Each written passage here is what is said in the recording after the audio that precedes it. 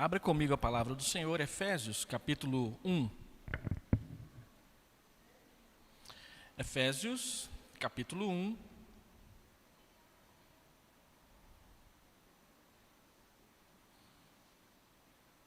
Verso 15 a 23. Eu não vou trabalhar todos os detalhes do texto, mas quero chamar a atenção para aquilo que é o mais importante. Efésios 1, 15 a 23. Na sequência, esse é o nosso terceiro estudo, embora já seja o quarto, na Epístola aos Efésios. Nós estamos projetando 16 até o final do ano. A palavra do Senhor diz: por isso também eu, tendo ouvido a fé que há entre vós no Senhor Jesus, e o amor para com todos os santos, não cesso de dar graças por vós, fazendo menção de vós nas minhas orações, para que o Deus de nosso Senhor Jesus Cristo, Pai da glória, vos conceda espírito de sabedoria e de revelação no pleno conhecimento dele, iluminados os olhos do vosso coração, para 3 propósitos: para saberdes qual é a esperança do seu chamamento, qual a riqueza da glória da sua herança nos santos, e qual a suprema grandeza do seu poder para com os que cremos, segundo a eficácia da força do seu poder, o qual exerceu ele em Cristo, ressuscitando dentre os mortos e fazendo-o sentar à sua direita nos lugares celestiais, acima de todo principado e potestade, e poder e domínio e de todo nome que se possa referir não só no presente século, mas também no vindouro. E pôs todas as coisas debaixo dos pés, e para ser o cabeça sobre todas as coisas, o deu à igreja, a qual, a igreja, é o seu corpo, a plenitude daquele que a tudo enche em todas as coisas. Pai amado, abençoa o estudo da Tua palavra para que ele seja edificação para as nossas vidas e para a nossa fé, em nome de Jesus. Amém. Muito bem.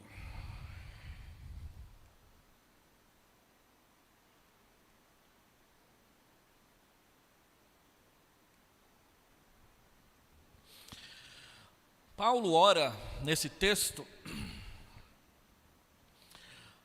pedindo a Deus para que Deus se dê a conhecer a nós. Ele faz uma oração semelhante em Colossenses capítulo 1. Agora, quem tem orado e pedido a Deus um reavivamento, e tem muitas pessoas fazendo isso no Brasil, precisa saber que Deus ele age de formas inesperadas e em datas muito estranhas, muitas vezes. Ele não nos dá o direito de marcar quando e onde o avivamento vai acontecer. Por isso, essas reuniões que a gente vê em algumas igrejas chamadas reavivamento, e diz que no dia tal vai ter um reavivamento, isso é pura presunção. Pode ser que Deus abençoe, pode ser que não, mas a gente tem que tomar muito cuidado quando a gente fica marcando data para Deus fazer as coisas. Quem marca as datas para Deus fazer as coisas é Ele mesmo. É Ele que resolve quando, é Ele que escolhe o local, é Ele quem diz quais são as pessoas, é Ele quem diz o momento e qual a circunstância que Ele vai usar para se dar a conhecer as pessoas. É claro que nós podemos nos preparar, organizar eventos e situações, mas quem faz, quem resolve, quem decide, sempre no final das contas é Deus. Não somos nós que dizemos a Deus o que Ele vai fazer. É Ele quem diz para nós o que nós devemos fazer, em obediência ao seu planejamento, ao seu cronograma eterno e aos seus decretos que nós nem sequer conseguimos entender direito. Por isso, quando nós oramos por um reavivamento, nós precisamos ter plena consciência e convicção de que nós oramos a um Deus que quer responder, mas que ao orarmos, o principal de Deus é exatamente nos colocar em sintonia e harmonia com Ele e não o contrário. Então, quando nós oramos pedindo a Deus ações, intervenções dEle na nossa igreja, na nossa cidade, no nosso país, nós precisamos estar conscientes de que primeiro nós vamos ter que mudar para que tudo seja de acordo com a vontade dEle.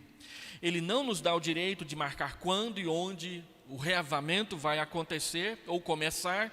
E um dos principais frutos de um reavivamento é exatamente o aumento do conhecimento de Deus. As histórias dos reavivamentos mostram o quanto as pessoas conheceram mais a Deus e conheciam mais a Deus quando Deus abençoava dessa forma a sua ação, a sua atuação no nosso meio. E um exemplo disso é o que aconteceu com os morávios no dia 13 de agosto de 1727, quando um grupo de refugiados fugindo de guerras entrou ali na região da Alemanha, no que antigamente era a Prússia, e pediu pouso na fazenda de um conde, o conde Nikolaus von Zinzendorf. O Nicolau, filho de Zinzendorf. A expressão von quer dizer filho de.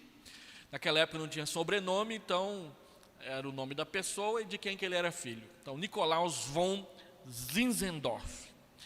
E ele permitiu pouso, e aquele grupo de refugiados, eles eram caracterizados por duas coisas. Eles tinham muita fome e sede da palavra de Deus por causa da situação de penúria que eles estavam vivendo. E a outra característica, eles brigavam entre eles o tempo todo. Havia muita confusão, havia muita desorganização, havia muitas brigas. Então, para acabar com as brigas, eles tomaram uma decisão: vamos iniciar, amanhã nós vamos levantar bem cedo e vamos orar, para que Deus mude a nossa situação.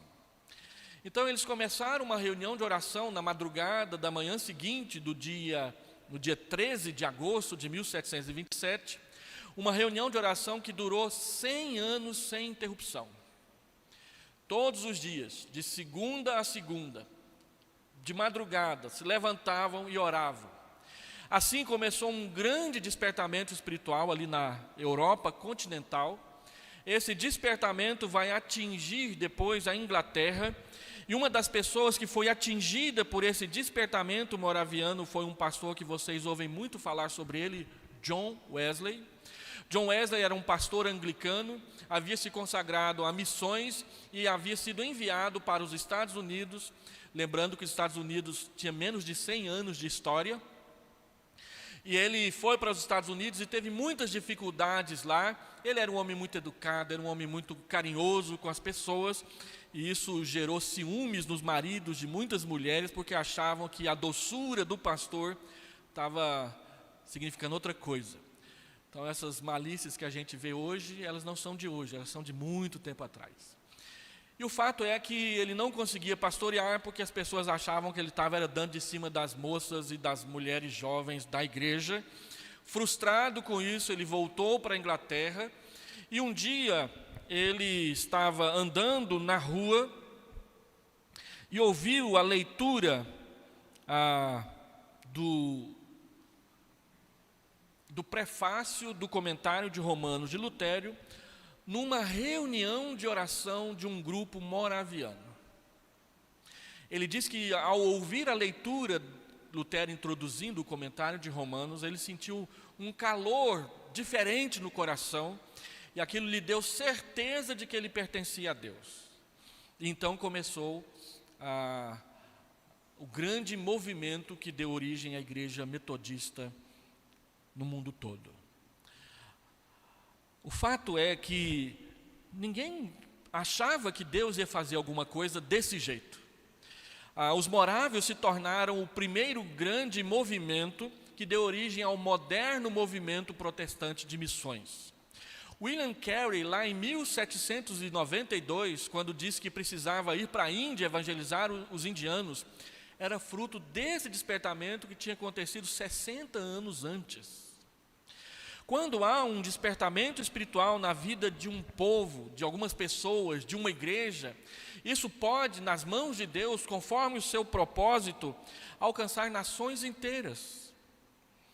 E Paulo, ele tem consciência disso, e ele então ora a respeito disso aqui para a igreja de Éfeso. A igreja de Éfeso, nesse momento, está vivendo o melhor momento da sua história. Ela tem mais ou menos 20 anos de fundação, já tem 20 anos que Paulo tinha passado por ali. E se tornou uma igreja missionária. Quando nós ouvimos a respeito das 7 cartas às igrejas do Apocalipse, e as igrejas do Vale do Rio Lico, ali na Ásia Menor, a pergunta que os estudiosos fazem é como que essas igrejas surgiram? Essas igrejas surgiram muito provavelmente em função daqueles 3 anos que Paulo passou em Éfeso. E ele formou missionários que ele enviou para a plantação de igrejas mais para o interior da Ásia. Colossos nasceu disso, Heliópolis nasceu disso, Pérgamo, Tiatira, Esmirna, todas essas igrejas são fruto e filhas da igreja de Éfeso. Nós estamos aí oferecendo à igreja um livro sobre a história do presbiterianismo em Goiás, e a primeira igreja de Goiânia é a primeira igreja ali da Rua 68. A partir da primeira igreja, surgiram mais de 70 e tantas outras igrejas só aqui na nossa cidade. A Vila Nova foi a primeira filha da primeira igreja. E hoje já são um sínodo e 7 presbitérios do sínodo do Brasil Central. A igreja de Vila Nova, que é filha da primeira igreja, também não tem ficado atrás. Plantou várias igrejas aqui ao redor dela.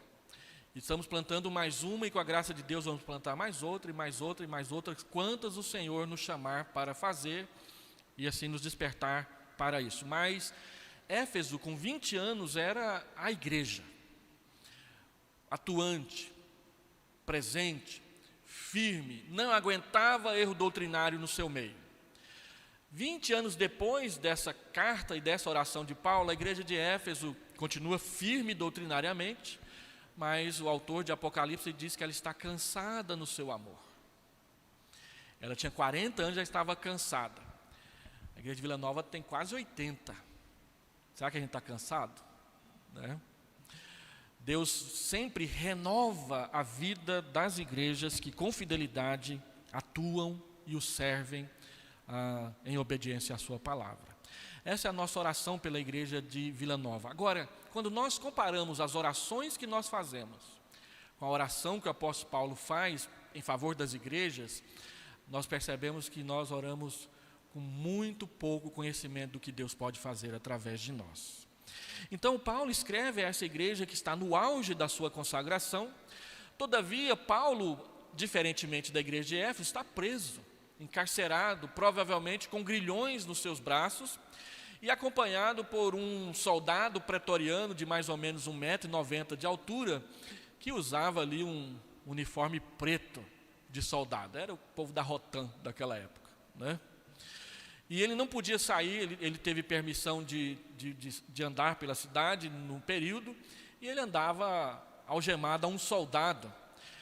Na sua carta aos Filipos, ele diz que dá graças a Deus porque um monte de soldados da guarda pretoriana, que era a guarda responsável por cuidar dele, conheceu a Cristo. O que acontecia? O cara estava algemado, a Paulo tinha que andar com ele pela rua. Então, já que você não pode ir para longe de mim, eu vou falar de Jesus para você. E ele falava de Jesus para o guarda o tempo inteiro que ouvia, e alguns deles entregaram a vida para Jesus. Então, Paulo não perdia a oportunidade, mesmo estando preso, ele orava pelas igrejas e ele falava de Jesus por eles. Você notou aí no texto que Paulo diz que dá graças a Deus pela vida da igreja de Éfeso. E ele pede, observe aí no texto, ele faz um pedido.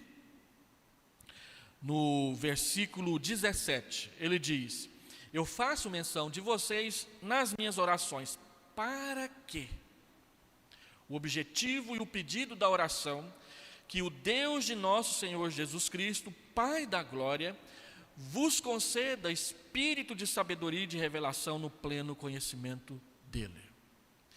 Que Deus nos conceda conhecê-lo com sabedoria, e que Deus se revele a nós, para que nós possamos conhecê-lo cada dia. E ver esse pedido na carta aos Efésios é importante, porque a carta aos Efésios, ela trata exatamente da natureza da igreja. Nós vimos no estudo passado que a igreja é eleita e adotada por Deus o Pai, que ela é redimida e remida por Cristo o Filho, que ela é selada e habitada, ela tem o penhor do Espírito Santo nela. Então, a nossa proposição nessa manhã é de mostrar que a oração do apóstolo Paulo possui pelo menos 3 enfoques que podem nortear as nossas orações, pedindo reavivamento e pedindo que nós conheçamos a Deus.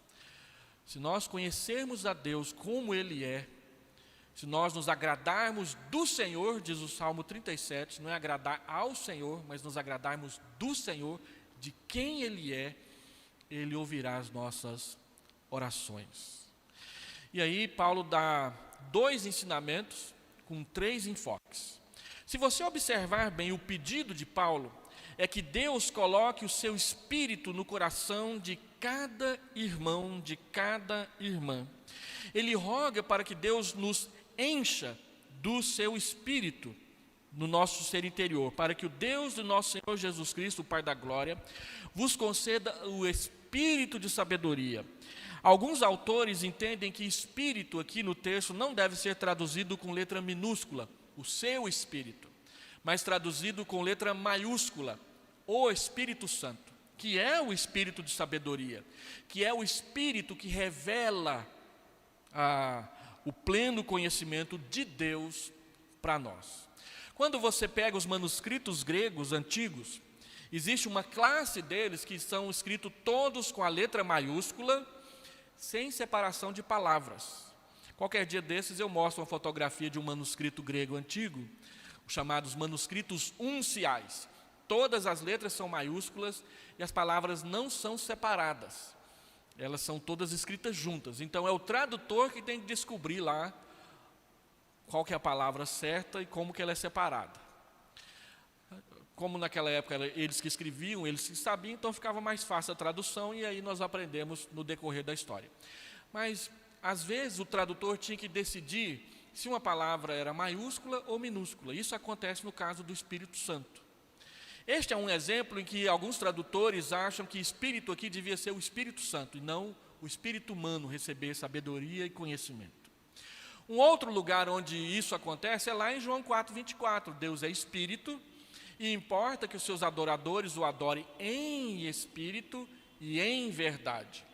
Alguns tradutores acham que importa que os seus adoradores adorem no Espírito, com letra maiúscula, e em verdade. Porque Espírito com letra maiúscula lhe dá a ideia de sinceridade, mas Espírito com letra maiúscula, Espírito com letra minúscula dá a ideia de sinceridade.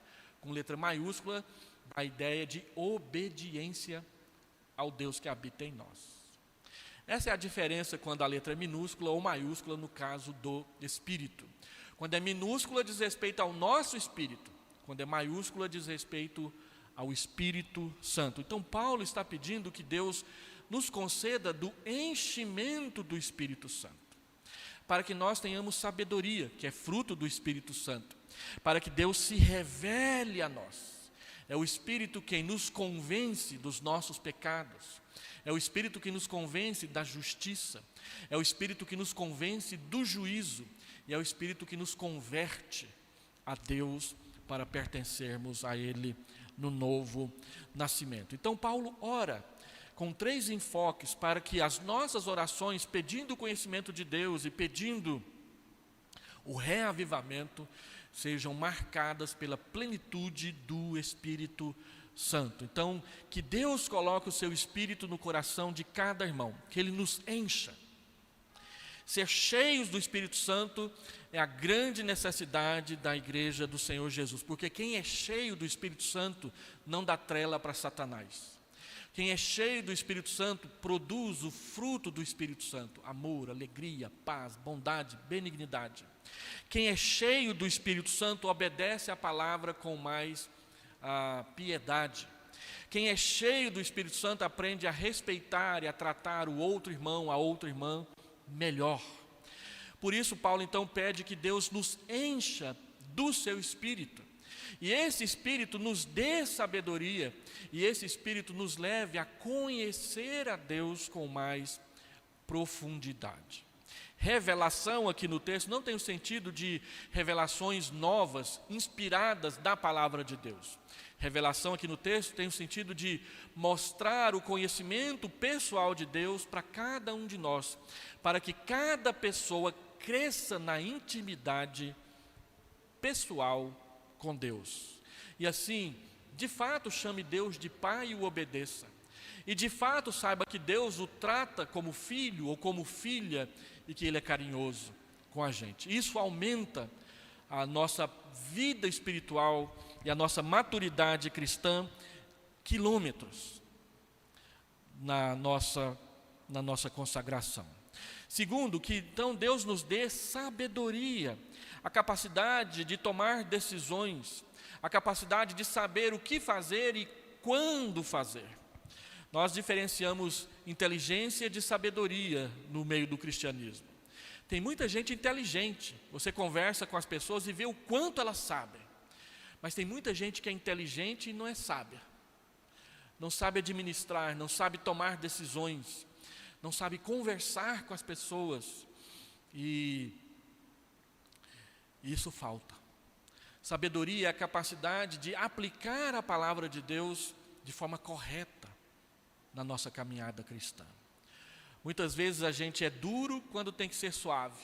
Muitas vezes a gente é suave quando tem que ser duro. E muitas vezes a gente não faz nada quando tem que fazer alguma coisa. E muitas vezes a gente quer fazer alguma coisa quando a única coisa que precisa ser feito é nada. É esperar Deus agir. Eu me lembro de uma reunião difícil que nós tivemos num conselho certa vez. E a gente estava muito nervoso e já estava até faltando com a educação uns com os outros. No conselho às vezes acontecem umas coisas dessas. Assuntos difíceis têm a capacidade de provocar isso. Já estava ficando tarde e algumas pessoas dizem que depois das 23 horas, numa reunião do conselho, a cabeça dos presbíteros e dos pastores não funcionam direito mais. Então, estava difícil a reunião, aí um presbítero levantou, pediu a palavra e disse: olha, tem um recurso que nós podemos usar e até agora nós não usamos. Então nós perguntamos: qual o recurso? Ele diz: a oração. Então vamos parar a reunião, vamos orar para que a gente esfrie a cabeça e Deus nos dê sabedoria para tomar a decisão. E foi assim que a gente fez naquela reunião.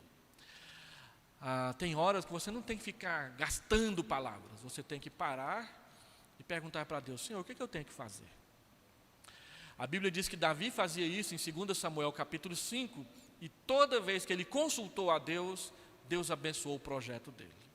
Aí no capítulo 6, ele resolveu fazer uma coisa boa para Deus, mas não consultou a Deus. E Deus não abençoou o projeto dele, porque ele desobedeceu um pedaço da palavra e nem perguntou o que devia fazer. Aí, então, ele perguntou para Deus o que ele deveria fazer, fez tudo de novo e Deus abençoou, porque ele resolveu obedecer ao mandamento de Deus. E então, revelação para conhecer Deus. Não é revelação para saber o futuro das outras pessoas. Não é revelação para saber se nós vamos ficar mais ricos ou mais pobres no mês que vem. Não é revelação para saber se eu dou o consentimento ou não dou o consentimento para o meu filho namorar a menina que ele está se encantando por ela na igreja. Essa é a decisão dele. Mas nós queremos saber tintim por tintim o que fazer para não ter que tomar decisão nenhuma. Enquanto que Deus nos dá princípios para nós, norteados por esses princípios, tomar as nossas decisões. Então, Deus não diz exatamente o nome do candidato político que você vai votar daqui a alguns dias na eleição. Mas Ele diz na Bíblia quais são os princípios que Ele quer para os homens públicos. E você deve votar de acordo com eles. Não de acordo com a sua preferência ideológico-partidária. Mesmo quando a sua preferência ideológica vai contra a Escritura, é a Escritura que é o seu padrão de decisão. E Deus disse: olha, toma a decisão de acordo com esses princípios. E aí, se vai ser o candidato azul, o vermelho, o verde, ou o que não tem cor. Outro dia apareceu uma toda vestida de cor de rosa na propaganda política. Até o carro dela era cor de rosa. Achou que isso ia impressionar as pessoas, né? Não sei se é isso que importa. Mas princípios. Então, quando Paulo fala de revelação aqui, ele não está falando daquela revelação da inspiração da Bíblia. Ele está falando da revelação que te chega mais para perto de Deus, para você conhecer o caráter de Deus, como Deus age, como Ele pensa, como Ele abençoa, como Ele retém, como Ele anda perto de você e como Ele tem prazer em ouvir as suas orações. Ele está falando da revelação que nos torna mais íntimos de Deus.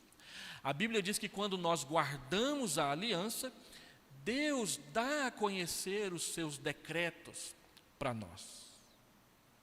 Então, qual que é o segredo para saber a vontade de Deus? Guardar a aliança, andar na aliança, viver a aliança, praticar a aliança no nosso dia a dia. Tendo dito isso, então Paulo faz 3 pedidos para nós, que é o segundo ponto. Ele então diz, no seu pedido, que Deus ilumine os nossos olhos com a consciência do seu reino.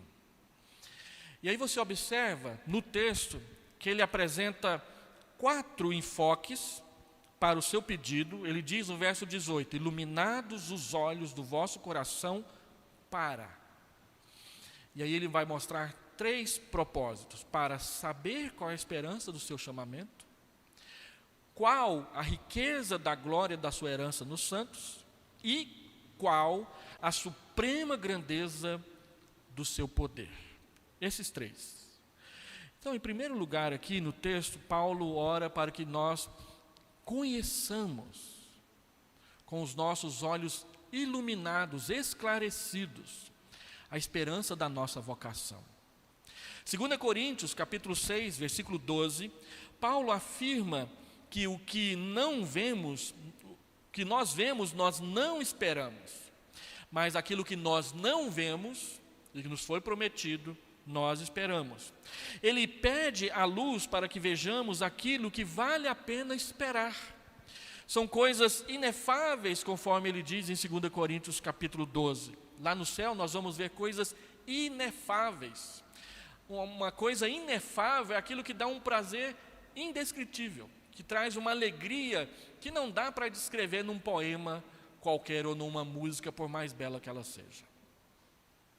Nós não fomos chamados apenas para sair do mundo, mas para que enquanto estivermos no mundo, vivamos debaixo e com esperança.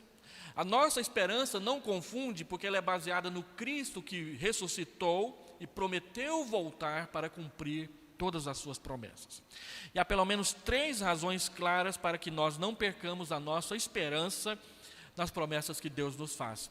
Romanos capítulo 5, versículo 1 a 11, diz que há 3 razões porque a nossa esperança não confunde. A primeira é que o amor de Deus é derramado em nossos corações pelo Espírito Santo. O Espírito Santo mora em nós e Ele está sempre derramando o amor de Deus no nosso coração. Isso enche o nosso coração de esperança. Segundo, a morte de Cristo é um fato incontestável. Deus prova o seu próprio amor para conosco, Romanos 5,8, pelo fato de ter Cristo morrido por nós, sendo nós ainda pecadores. Fato. O mundo lá fora diz que talvez Jesus nem tenha existido, que ele só foi um homem bom. Mas a Bíblia diz que foi muito mais, que a morte dele na cruz não foi apenas a morte de um homem numa cruz, foi o pagamento de uma dívida de pecados para Deus. Essa é a forma correta de entender e interpretar a cruz.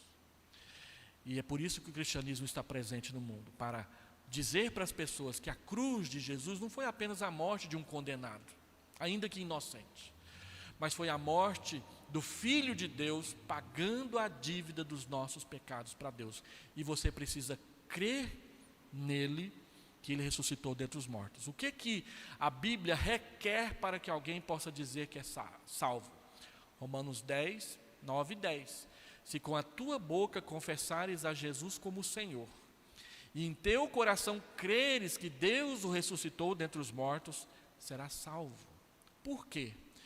Porque com o coração se crê para a justiça, e com a boca se confessa a respeito da salvação. Para eu ser salvo, ponto, eu preciso confessar que Jesus governa a minha vida. E eu preciso crer, reconhecer e aceitar o fato de que Ele foi morto, mas ressuscitou. Se eu não creio na ressurreição verdadeira e física de Jesus, eu não sou cristão. Tem gente por aí que diz que é cristão, mas crê que a ressurreição de Jesus foi apenas psicológica. Jesus ressuscitou na mente dos apóstolos, não saiu do túmulo verdadeiramente. Isso não é cristianismo. Cristianismo começa quando você crê piamente que de fato aquele homem que foi crucificado voltou a respirar, ressuscitou, foi elevado aos céus e dos céus voltará para nos buscar. Essa é a fé cristã. E essa crença, ela tem inúmeras implicações para a forma como nós vivemos aqui na terra. E uma delas é viver na esperança da volta do Senhor. Organizar toda a nossa vida em direção a esse dia do retorno do Salvador. E terceiro, a esperança não confunde, porque Deus se reconciliou conosco em Cristo, Romanos 5,10. Se aquele que podia nos condenar à morte no inferno e no lago de fogo, preferiu nos perdoar mediante o arrependimento, quem poderá nos condenar? Paulo pergunta isso em Romanos 9, 10 e 11. Se Deus nos justifica, quem nos condenará? Quem nos separará do amor de Deus que está em Cristo Jesus? Altura, profundidade, morte, vida, espada, perigo? Nada nos separará do amor de Deus que está em Cristo Jesus. Por isso, a nossa esperança não confunde. O Espírito habita em nós, Cristo morreu por nós e Deus se reconciliou conosco. É a base da nossa fé. Assim, Paulo ora para que saibamos qual é a nossa esperança. Essa é a nossa esperança. Um Deus que se reconciliou conosco, portanto, não nos devolverá para a perdição.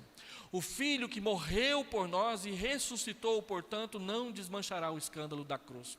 E o Espírito que, como um selo e um penhor, mora em nós, e Deus não desistirá de nós um momento sequer. Essa é a sua esperança. Você precisa saber disso com convicção. Segundo o pedido de Paulo aqui, e objetivo da sua oração, é que nós conheçamos a riqueza da glória da sua herança nos santos. Romanos 3, 23 fala que nós não alcançamos a glória de Deus, que nós carecemos da glória de Deus, que nós fomos destituídos da glória de Deus porque pecamos.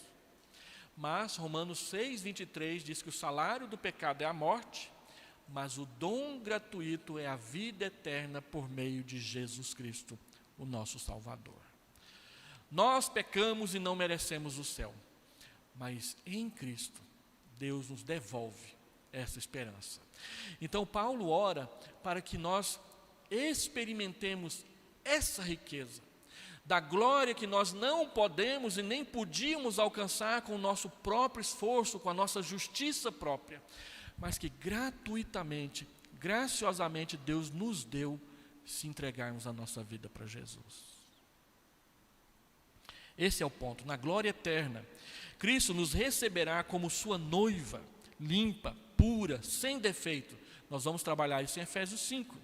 Mas também, desde já vai nos transformando de glória em glória, pela ação do seu Espírito na nossa vida, tendo a imagem de Jesus, a pessoa de Jesus, o modelo da transformação. Como que Deus está mudando a minha vida? Usando Jesus Cristo como modelo. Nós estamos trabalhando nas nossas vindas ao púlpito no domingo à noite, Gálatas 5. Em um momento nós vamos trabalhar o fruto do Espírito.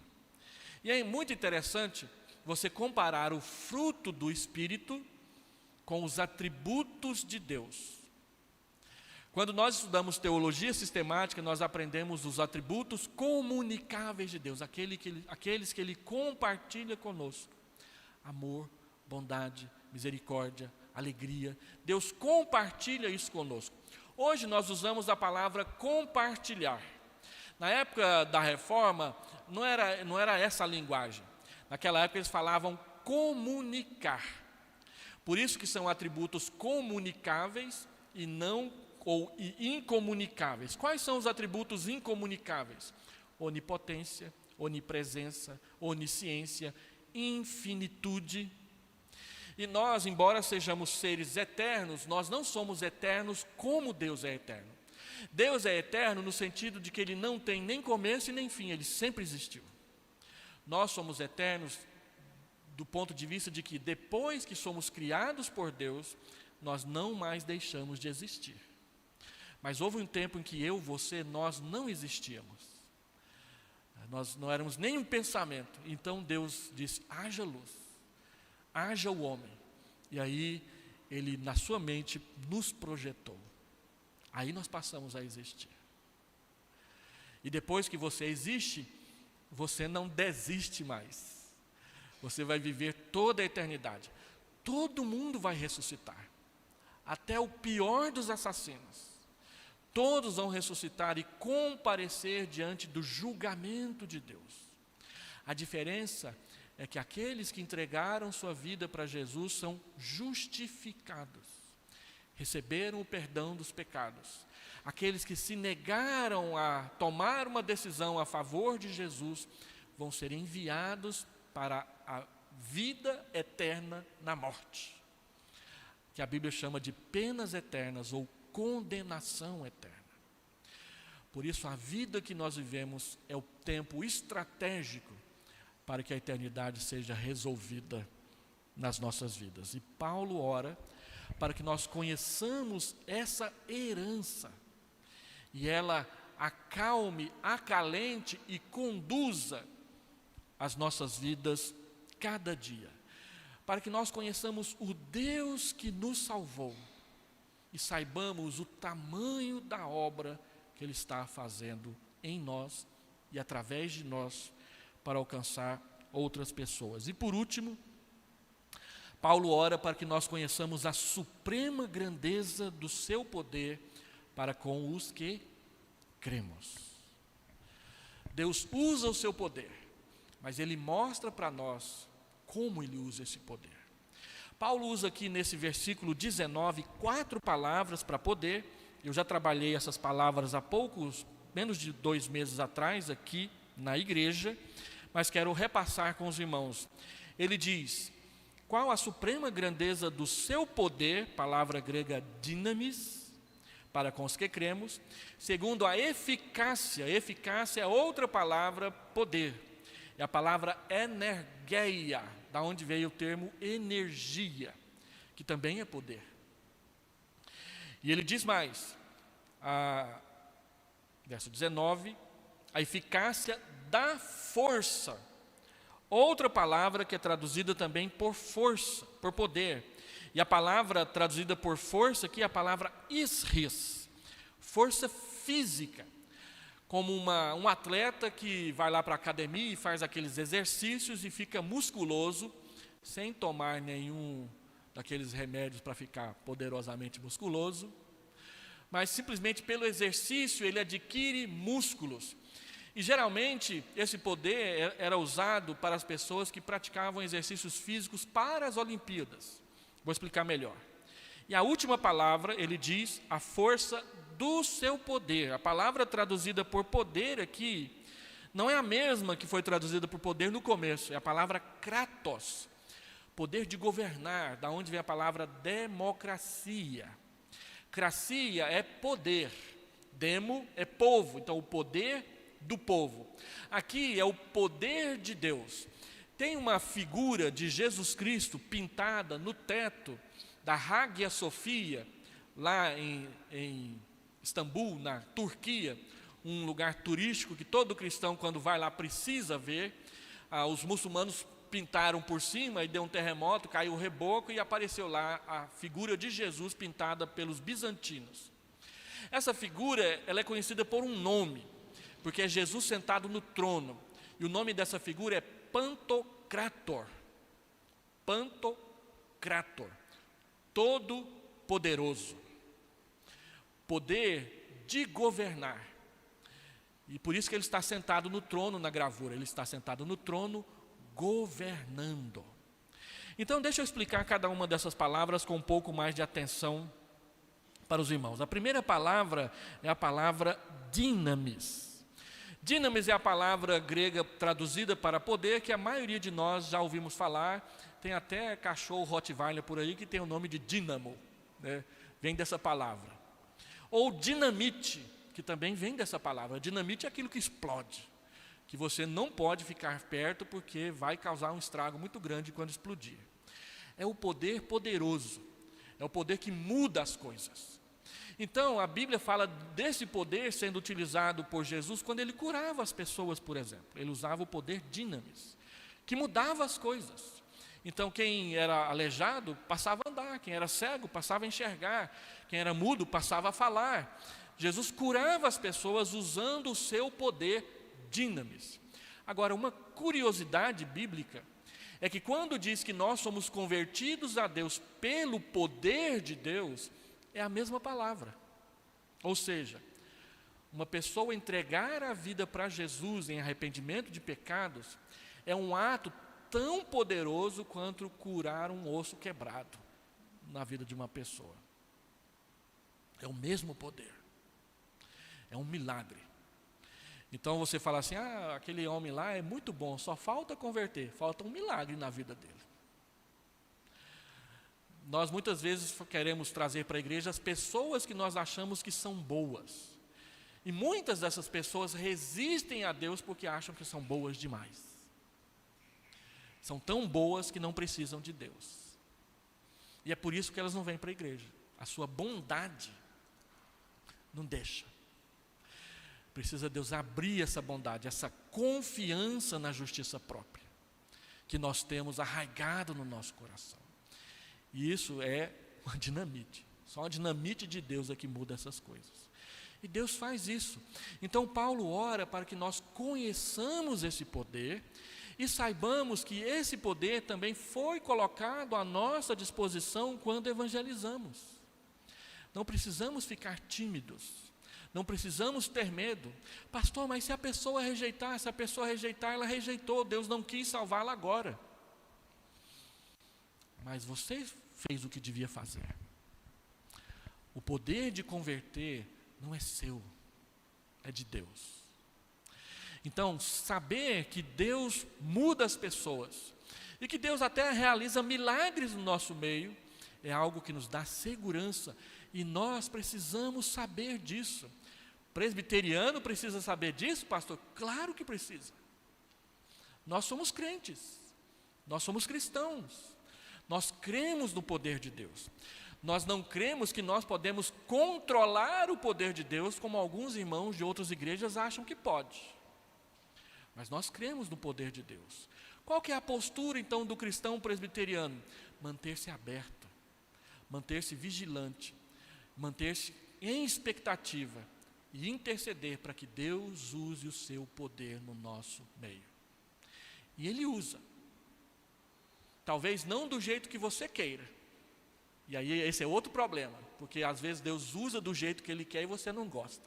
Davi teve esse problema com Deus quando ele quis levar a arca da aliança para Jerusalém, desobedeceu a Deus porque não carregou a arca do jeito que era para carregar. Deus não abençoou e a Bíblia diz que ele ficou chateado com Deus. Aí a arca da aliança foi para a casa de Obed-edom. Obed-edom guardou a arca da aliança e 3 meses Deus abençoou aquela casa. Aí Davi colocou, então eu tenho que fazer de acordo com a lei. E aí ele fez certo e Deus abençoou. Deus usa o seu poder e às vezes somos nós que não gostamos. Nós queremos, Deus, mas tem que ser desse jeito aqui, ó.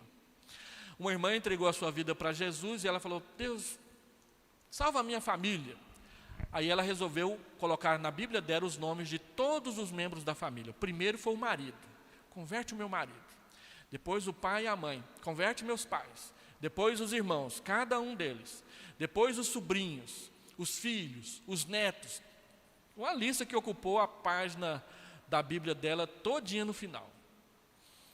E ela orava todos os dias, primeiro pelo marido. Aí Deus começou a converter os membros da família dela. Todo mundo, menos o marido.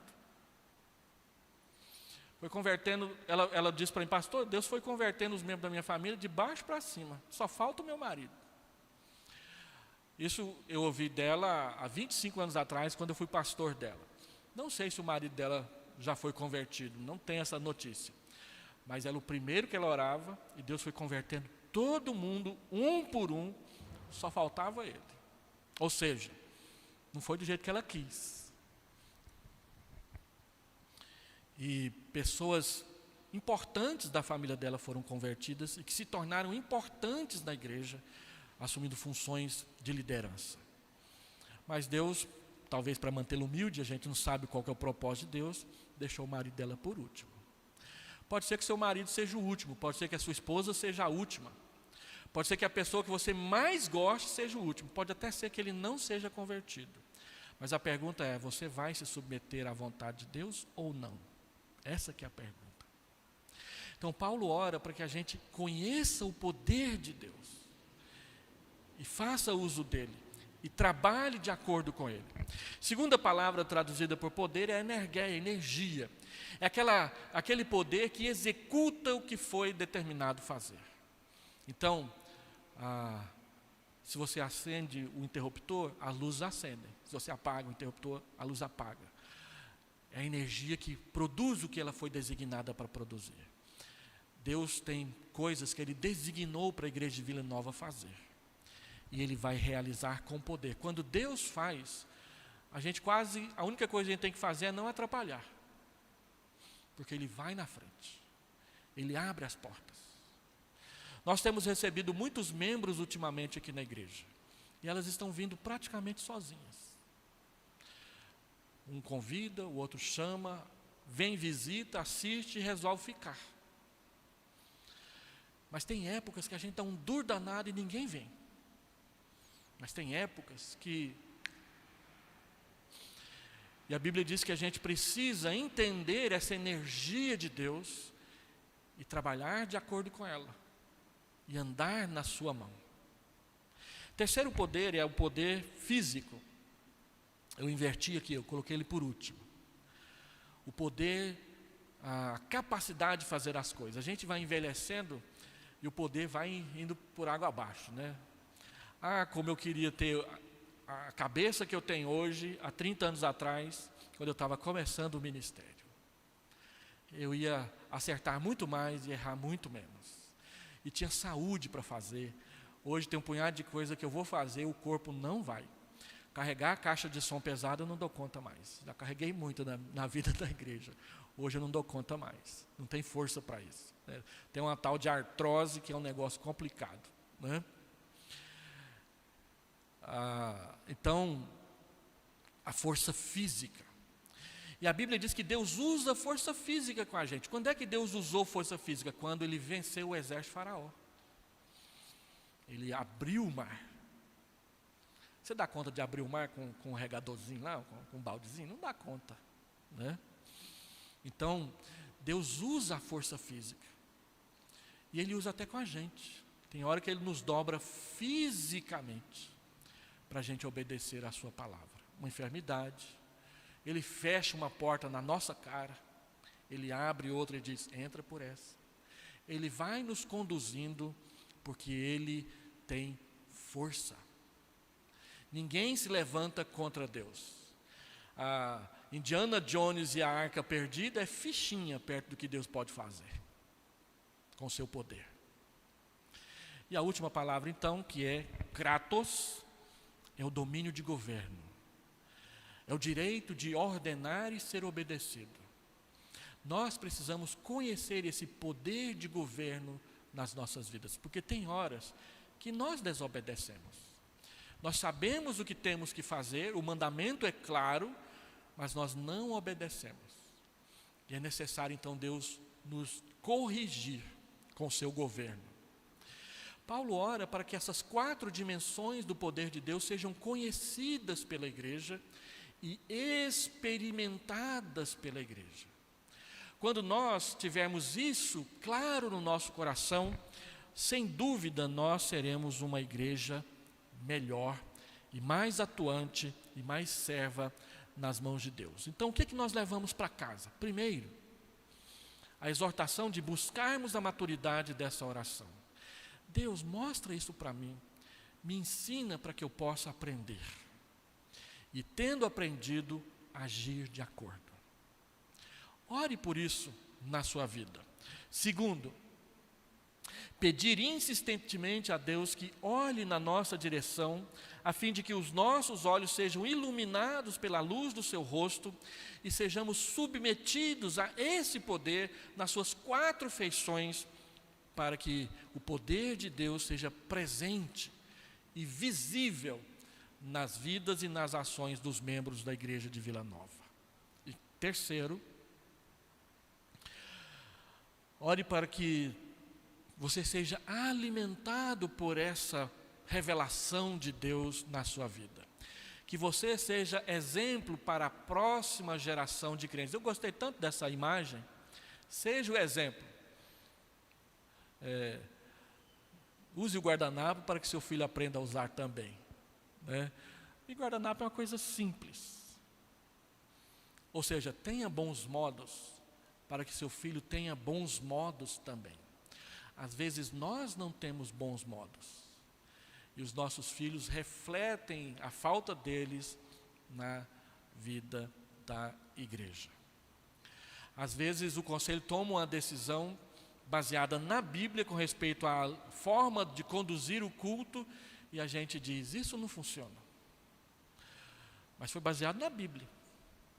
O que não funciona? A decisão do conselho ou o que a Bíblia ensinou na qual ele baseou a sua decisão? Quantas vezes nós somos os primeiros a questionar uma decisão que é tomada sem olhar se ela é bíblica ou não? O conselho e a liderança da igreja não acha que está acima da lei, como alguns juízes do Supremo Tribunal Federal acham, e que, portanto, não podem ser questionados. Nós achamos que podemos e devemos ser questionados, mas tem uma coisa: cada crente prometeu obediência às decisões do conselho enquanto elas forem fiéis à palavra de Deus. Então tem esse enquanto aí.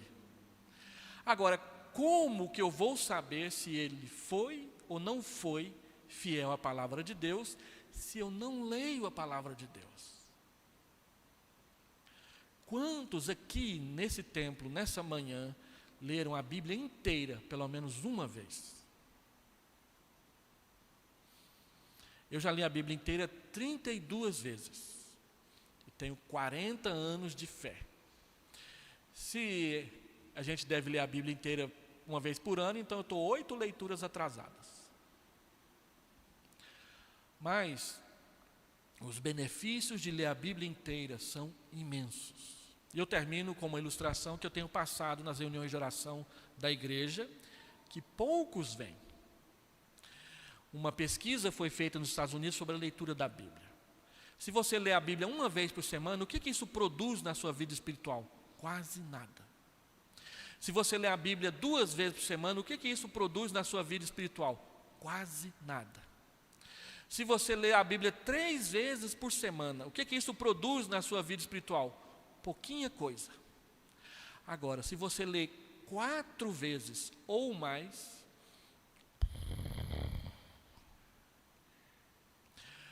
porque ler a Bíblia com assiduidade produz muita mudança na nossa vida pessoal. E você conhece a Bíblia. E aí, quando o conselho errar, você vai dizer, a Bíblia falou. E o conselho vai ser o primeiro a se curvar diante da Bíblia. Uma pergunta que a gente fazia para os adolescentes na classe de pública profissão de fé é o seguinte: vocês veem que na igreja não tem nenhuma estátua. Mas se de repente o conselho achar que o templo está feio, e a gente resolver colocar uma estátua de São João Calvino do lado esquerdo, e São Martinho Lutero do lado direito, e todo mundo quando chegar tem que ir lá na estátua do João Calvino, o que vocês vão fazer? Aí um adolescente falou assim, bacana, hein, pastor? E o outro disse, não, está errado, pode fazer isso não. A resposta certa é desse menino que disse, não, está errado, não pode fazer isso não. É claro que o conselho não vai fazer isso. A gente estava testando os adolescentes para ver se eles sabiam o que a Bíblia diz a respeito de não terás outros deuses e nem imagens de escultura